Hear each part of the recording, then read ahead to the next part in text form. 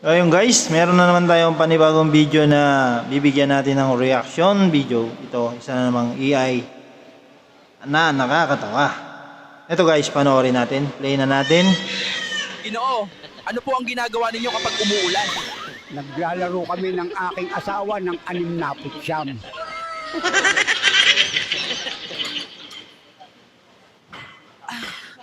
Kapag malaki ang braso ng babae, tagabuhat yan ng maling lalaki. Dadating ang araw na hindi mo na kailangan gumising ng maaga para magtrabaho kasi tanggal ka na. Kapag mahal ka ng babae, lagi niyang iniisip na nambababae ka.